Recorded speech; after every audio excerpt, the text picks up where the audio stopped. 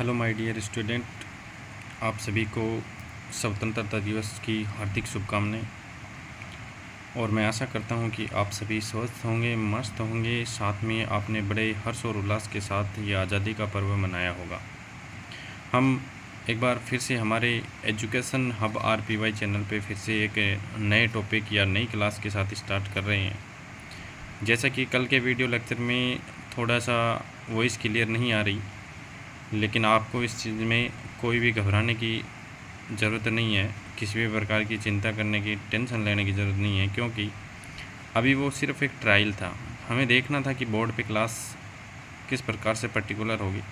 हमारा classroom setup हो रहा है, उसके बाद आपको क्लियरली साफ वॉइस में और क्लियर नोट्स दिख रहे होंगे, बोर्ड पे लिखी हुई बातें क्लियर शो होंगी, ऐसी आपको क्लास प्रोवाइड कराई जाएगी। चलिए हम आगे नेक्स्ट टॉपिक की बात करते हैं। कल हमने यहाँ पर calculate the rate equation two order of reaction, यानी हमें किसी अभिक्रिया की कोटि अवकल वेग समीकरण से कैसे ज्ञात करते हैं, फाइंड आउट करते हैं, ये कल हमने पढ़ लिया था। दो जो आपको दिख रहे सामने क्वेश्चन हमने किए थे, जो बुक के आपके NCERT के 3.3 क्वेश्चन है। 3.3 जो बीच में एग्जाम्पल्स दिए होते हैं उसके आधार पर वो क्वेश्चन है। चलिए आज पढ़ते हैं यूनिट ऑफ रेट रिएक्शन। अब ध्यान दीजिए, यूनिट ऑफ रेट कांस्टेंट कहाँ से आएगा।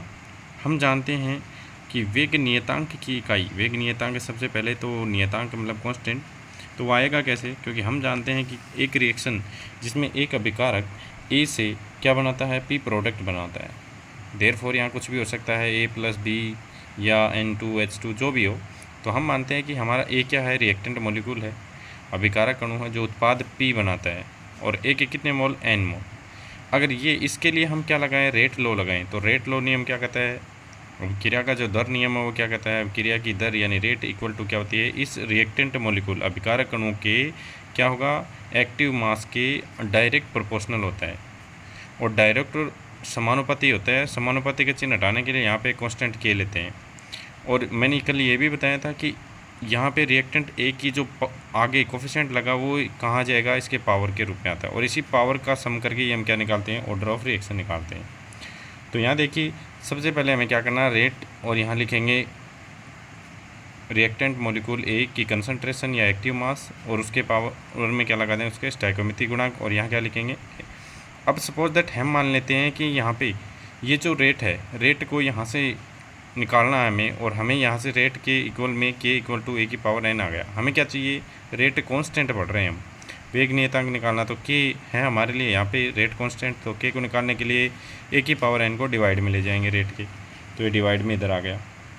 अब आप लोग जानते हैं कि ऊपर रेट है, और रेट की हमने कल परसों जब भी एक क्लास लास्ट लेक्चर में पढ़ा था, वहाँ पे हमने रेट की क्या पढ़ी थी, यूनिट पढ़ी थी। तो यूनिट क्या आई थी वहाँ पे, mole litre inverse second inverse, mole litre inverse second inverse आई थी। तो सेम वहाँ जैसा वहाँ किया, यहाँ पर भी ऐसा ही होगा कि ऊपर रेट है, रेट की क्या लिख देंगे, यूनिट लिख देंगे। नीचे ध्यान रहे, नीचे ए भी क्या है, एक रिएक्टेंट मॉलिक्यूल है, और रिएक्टेंट मॉलिक्यूल की कंसंट्रेशन क्या आती है, मोल प्रति लीटर या मोल लीटर इनवर्स, मोल प्रति लीटर या मोल लीटर इनवर्स, तो सेम ऐसा ही आएगा। और नीचे पावर में एन का अर्थ है यहाँ पे कुछ भी हो सकता है, जैसे A B C यहाँ पे ऐड होंगे तो 5 4 कुछ भी हो सकता है, लेकिन देयरफॉर हम मानते हैं यहाँ पे n, क्योंकि हमें यहाँ पे क्या फाइंड आउट करना है, रेट कांस्टेंट की यूनिट फाइंड आउट करनी है, इसलिए हम टोटल क्या मान लेते हैं, उनको n number of counting number of मान लेते हैं, जैसे n।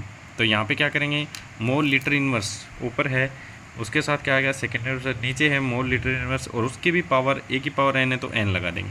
अब नीचे देखिए, नीचे भी मोल लीटर इनवर्स और ऊपर भी मोल लीटर इनवर्स है, ऊपर एक पावर है, नीचे n पावर, तो नीचे वाली n पावर को यदि हम क्या ले जाएंगे, डिवाइड से ऊपर मल्टीपल में लेके जाएंगे, तो n, आपको पता है कि डिवाइड से जब भी कोई पावर, जैसे A की पावर 3 है तो उसको ऊपर लेके जाएंगे, A की पावर -3 हो जाती है। ऐसे x की पावर 5 है तो ऊपर लेके जाएंगे माइनस हो जाती है, और यदि नीचे माइनस है तो ऊपर मल्टीपल में ले जाएंगे तो प्लस हो जाएंगे। लेकिन यहाँ पे क्या है, प्लस है। मोल लीटर इनवर्स की जो पावर है पूरे ब्रैकेट की, वो क्या है, n+ में, ऊपर जाएगी तो माइनस में हो जाएगी।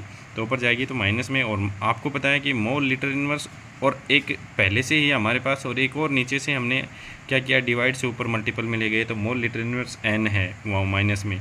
तो दोनों का बेस समान है, दोनों का क्या है, बेस समान है। आधार समान होने के कारण दोनों को क्या करेंगे, इन दोनों को हम क्या कर देंगे, एक बेस को साथ मानते हुए मोल लीटर इनवर्स, और यहाँ 1 पावर है, यहाँ n पावर है माइनस की, तो दोनों को क्या कर देंगे, पावर को एक साथ लिख देंगे जोड़कर।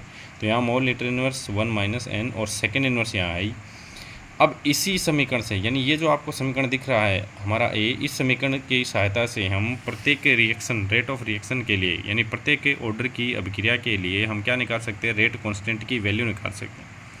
अब ये यूज कहाँ होगा, पहली बात तो हमारे न्यूमेरिकल जो क्वेश्चन आते हैं उनमें ये दिया होता है कि किसी अभिक्रिया के लिए रेट कांस्टेंट जो दे रखा है वो k equal to second inverse है। किसी में देगा कि हमारे लिए रेट कांस्टेंट है वो मोल लीटर इनवर्स दिया हुआ है और सेकेंड इनवर्स, किसी में ही देगा आपको मोल इनवर्स और लीटर इनवर्स नेगेटिव नहीं होकर पॉजिटिव होगा। मतलब अलग अलग ऑर्डर ऑफ रिएक्शन के लिए अलग अलग रेट कांस्टेंट देगा। और आपको अगर क्वेश्चन में ये नहीं फाइंड आउट किया होता, नहीं बताया होता, गिवन दिया नहीं होता कि अभिक्रिया की कोटि क्या है, तो आप केवल उस रेट कांस्टेंट की जो यूनिट होगी उसी के आधार पर ये डिटरमाइन कर पाएंगे या डिफाइन कर पाएंगे कि वो रिएक्शन जो है क्वेश्चन में दी गई है ऑर्डर ऑफ रिएक्शन वो कौन सी कोटि की है।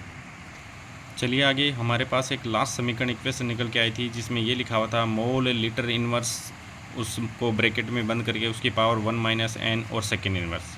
अब ध्यान रहे जो ऊपर यहाँ पे n है उस n की जगह हम डिफरेंट कोटि के लिए वैल्यू रखेंगे। यदि n इक्वल टू 0 रख रहे हैं तो वहाँ पे 0 ऑर्डर रिएक्शन के लिए क्या आ जाएगा, रेट कांस्टेंट की यूनिट आ जाएगी।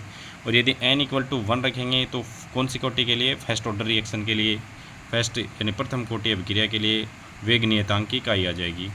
और उसी यूनिट के आधार पर यदि क्वेश्चन में कभी कभार क्या होता है कि आपको क्वेश्चन में ये गिवन नहीं होता है कि क्वेश्चन फर्स्ट ऑर्डर के लिए दिया गया है, सेकंड ऑर्डर या जीरो ऑर्डर के लिए, तो आप केवल और केवल रेट कांस्टेंट की यूनिट को देखकर ही या उसी को समझकर उसी को ध्यान में रखकर ये निश्चित कर लेंगे, सुनिश्चित कर लेंगे कि हमारा दिया हुआ क्वेश्चन है वो फर्स्ट ऑर्डर रिएक्शन के लिए है या सेकेंड ऑर्डर के लिए या थर्ड ऑर्डर के लिए, जैसा कि नीचे हम क्वेश्चन में करेंगे।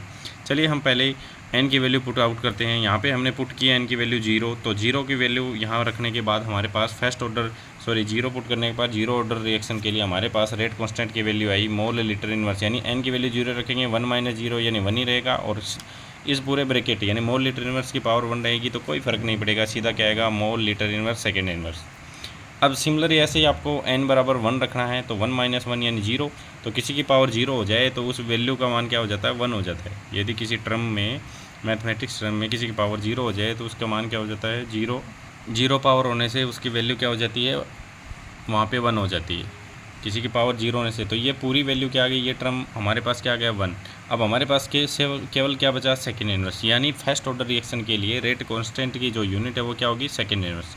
फर्स्ट ऑर्डर रिएक्शन के लिए रेट कांस्टेंट की जो इकाई होगी या मात्रक जो होगा वो क्या होगा, सेकेंड इनवर्स। यदि किसी क्वेश्चन में आपको रेट कांस्टेंट दे रखा है और रेट कांस्टेंट के आगे लिखा हुआ है सेकेंड इनवर्स, तो समझ जाएंगे ये क्वेश्चन आपको किसके लिए दिया गया है, फर्स्ट ऑर्डर रिएक्शन के लिए। जबकि यदि मोल लीटर इनवर्स दिया गया है और सेकेंड इनवर्स दिया गया है, मोल लीटर इनवर्स माइनस में है, तब क्या कहेंगे ये कौन से है, जीरो ऑर्डर के लिए। इसी प्रकार n इक्वल टू 2 पुट करेंगे और वहाँ पे आपको पता चल जाएगा ये क्या है, सेकंड ऑर्डर के लिए। तो सेकंड ऑर्डर के लिए रेट कांस्टेंट की जो यूनिट है वो क्या आप निकल के आएगी आपके सामने, जो यहाँ पे मोल लीटर इनवर्स है, पहले ये क्या था, जीरो ऑर्डर में सिर्फ मोल था, अब यहाँ क्या आएगा, मोल इनवर्स हो जाएगा। और वहाँ पे लीटर इनवर्स है तो यहाँ पे क्या आ जाएगा, लीटर इनवर्स नेगेटिव था वहाँ पे, या सिर्फ लीटर आ जाएगा, और सेकेंड इनवर्स सेम रहेगा। यानी ये कौन से के लिए है, सेकेंड ऑर्डर रिएक्शन के लिए।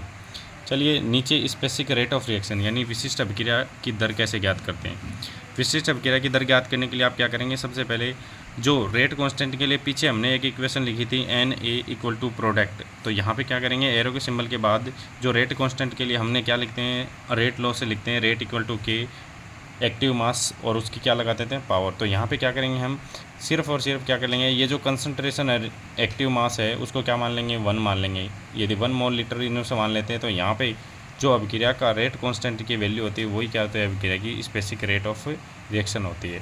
चलिए क्वेश्चन को सॉल्व करते हैं। क्वेश्चन दिया गया है 3.4 एग्जाम्पल, जिसमें आपको किसी अभिक्रिया के लिए रेट कांस्टेंट के दिए गए हैं 2.3 इंटू 10 की पावर -5 लीटर मोल इनवर्स और सेकेंड इनवर्स, और आपको यहाँ बताना होता है कि ये कौन से ऑर्डर की रिएक्शन है। तो सबसे पहले देखिए आपके सामने क्या लिखा है, लीटर, लीटर के बाद लिखा है मोल इन्वर्स और सेकेंड इन्वर्स। तो आपको पता है मोल इन्वर्स नेगेटिव में किसके लिए आता है? सेकेंड ऑर्डर रिएक्शन के लिए। देखो यहाँ पीछे लिखा हुआ सेकेंड ऑर्डर रिएक्शन के लिए मोल इन्वर्स नेगेटिव और लीटर और सेकेंड इन्वर्स दे रखा है, ठीक है।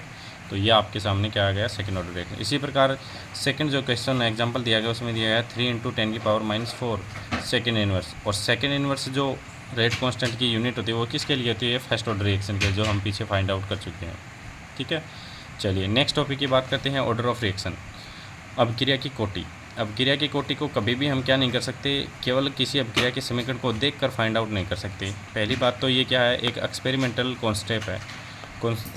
कॉन्सेप्ट है। इसको अगर हमें ज्ञात करना है तो सबसे पहले हमें क्या करना पड़ेगा?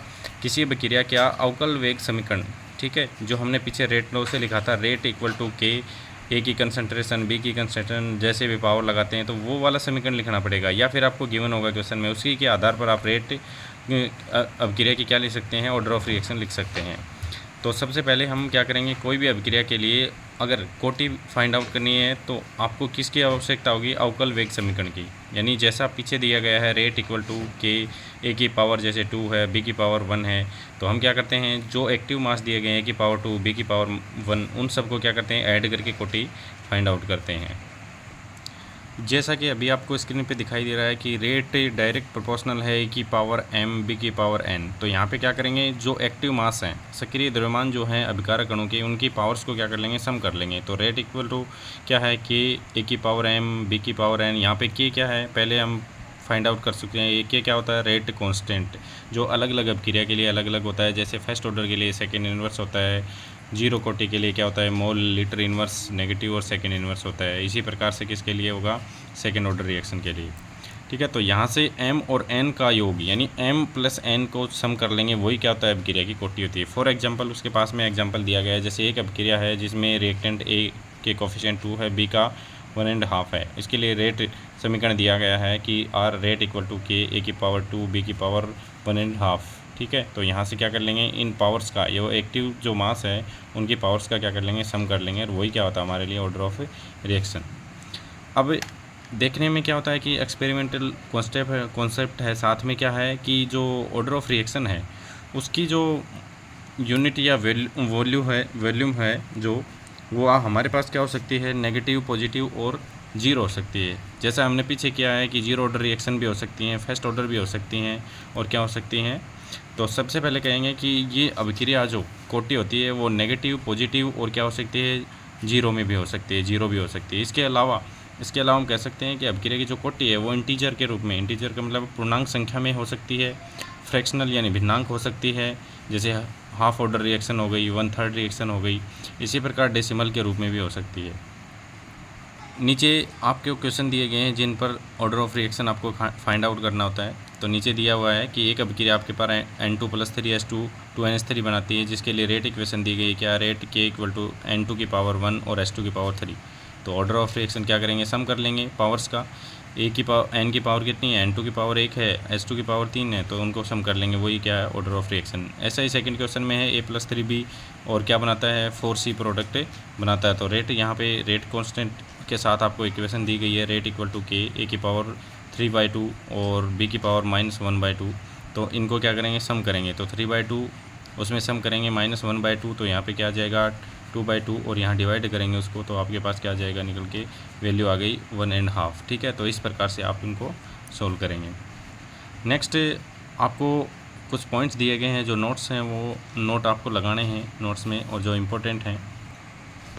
इसमें पहला नोट दिया गया है कि आप केवल अभिक्रिया की कोटि केवल एलिमेंट्री रिएक्शन, यानी जो प्राथमिक या कह सकते हैं सरल अभिक्रियाएँ होती हैं उन्हीं के लिए लागू कर सकते हैं। अभिक्रिया की कोटि जिस प्रकार से रेट इक्वेशन से हम ज्ञात करते हैं, रेट के इक्वल टू, तो वो मेथड केवल किसके लिए लेगा? एलिमेंट्री रिएक्शन या जो प्राथमिक अभिक्रियाएँ। अब बात करते हैं प्राथमिक अभिक्रियाएँ क्या होती हैं? ऐसी अभिक्रियाएँ जो केवल एक पद में संपन्न होती हैं। ऐसी अभिक्रियाएँ जो केवल एक पद में, ओनली 1 टर्म्स आर कंप्लीट, ऐसी अभिक्रियाएँ जो केवल एक ही पद में संपन्न होती हैं, कंप्लीट हो जाती हैं, वो क्या कहलाती हैं? एलिमेंट्री रिएक्शन कहलाती हैं। इसके अलावा आप ध्यान देंगे कि यदि किसी अभिक्रिया की कोटि क्या है? जीरो है। यदि किसी अभिक्रिया की कोटि क्या है? जीरो है। इसका अर्थ ये है कि उस अभिक्रिया के जो रिएक्टेंट हैं उनकी कंसंट्रेशन में कोई चेंजमेंट नहीं आया है, यानी रिएक्शन के दौरान उन अभिकारक अणुओं की सांद्रता में कोई भी परिवर्तन नहीं हुआ यदि उसकी रिएक्शन क्या है, जीरो ऑर्डर रिएक्शन है। और आगे नेक्स्ट बात करते हैं कॉम्प्लेक्स रिएक्शन, जटिल रिएक्शन। ये क्या होती हैं? जटिल रिएक्शन जो होती हैं वो मोर देन वन स्टेप में कंप्लीट होती हैं, यानी 2 या 2 से अधिक पदों में संपन्न होंगी। साथ में इनमें हम क्या करेंगे, जटिल रिएक्शन में अभिक्रिया की कोटि को फाइंड आउट करने के लिए, यानी ऑर्डर ऑफ रिएक्शन को फाइंड आउट करने के लिए हम क्या करेंगे, उस अभिक्रिया के उस पद को देखेंगे जो स्लो स्टेप में होता है। और ध्यान रहे, जटिल कोटि अभिक्रियाओं में अभिक्रिया का जो स्लो पद होता है, यानी जो धीमी गति से संपन्न होने वाला जो पद है, वो ही क्या कहलाता है, RDS कहलाता है। RDS का मतलब होता है रेट डिटरमाइन स्टेप। RDS का मतलब क्या होता है, रेट डिटरमाइन स्टेप, यानी वही निर्धारित करेगा कि अभिक्रिया की कोटि क्या होगी। तो हमेशा ध्यान रखना, अभिक्रियाएँ जो कॉम्प्लेक्स होती हैं वो क्या होंगी, 2 से ज़्यादा अधिक पदों में संपन्न होंगी। तो केवल हमें उस पद पर नज़र, यानी उस टर्म पे नज़र रखनी है जहाँ पे वो जो पद है जो स्लो स्टेप में होगा या स्लो गति से होगा। तो स्लो स्पीड से जो होने वाला टर्म है उसी के आधार पे हम क्या करेंगे, अभिक्रिया कॉम्प्लेक्स रिएक्शन जो होती हैं उनकी कोटि का निर्धारण करेंगे, क्योंकि स्लो स्टेप है उसी को क्या कहते हैं, RDS यानी वेग निर्धारक पद कहा जाता है।